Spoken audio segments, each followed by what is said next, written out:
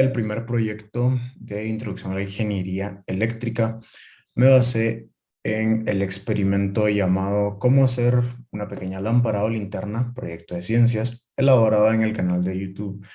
Ciencia Bit, Ciencia y Tecnología. En este experimento se puede observar cómo se realizó un circuito bastante sencillo conformado únicamente de una fuente de voltaje y una bombilla.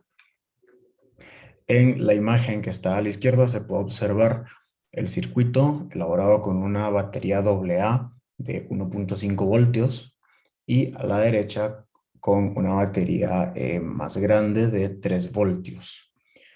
Es bastante apreciable a simple vista cómo la bombilla está emitiendo menos luz en la imagen de la izquierda versus la imagen de la derecha, por la diferencia de voltaje que puede dar cada una de las baterías utilizadas. Lo que nos lleva a pensar en la relación que tiene el voltaje y la capacidad de emitir la luz las bombillas, por lo que en la variación de este experimento utilicé una forma distinta de variar el voltaje sin variar las fuentes de este, sino que utilizando resistencias y una misma fuente de voltaje para ver cómo afectaba a la emisividad de luz la bombilla al cambiar el voltaje por medio de las resistencias. Los materiales que fueron utilizados, pues, es la batería, nuestra fuente de voltaje, las resistencias fijas, la bombilla que se iba a encender, cables para conectar todo el circuito, de forma opcional, un tablero de circuitos, si se quisiera realizar en el circuito de una forma más ordenada. Y por último, el que es la herramienta con la que se está midiendo todo lo que sucede en el circuito, el multímetro. Este sería el diagrama del circuito, un circuito bastante sencillo en serie, donde se tendría la bombilla, la resistencia, que en este caso está marcada como X ohmios, dado que se utilizaron diferentes resistencias para hacer diferentes pruebas y verificar cómo cambiaba el voltaje y la corriente en el circuito. Nuestra fuente, una batería AA de 1.5 voltios. Importante también conocer qué resistencia es la que está dando la bombilla al circuito, que se puede determinar fácilmente con el multímetro, en este caso siendo la bombilla de 48 ohmios. Con fines ilustrativos, este sería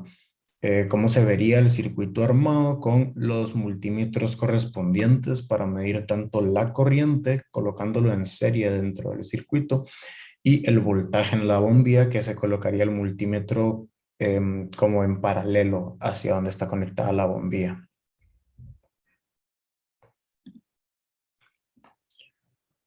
Para finalizar, pues se utilizaron diferentes resistencias con las cuales ir comparando la medición de la corriente, y como se puede observar en esta gráfica, conforme la resistencia va aumentando, la corriente va disminuyendo dentro del circuito. En este caso, apreciamos que se tiene una pendiente bastante pronunciada al inicio de las resistencias y luego se estabiliza y pareciese que tuviese una asíntota en el cero, ya cuando está creciendo más, alrededor de los 6K a los 10K, parece mantenerse bastante estable. Lo mismo es cierto para el voltaje que se encontraba dentro de la bombilla.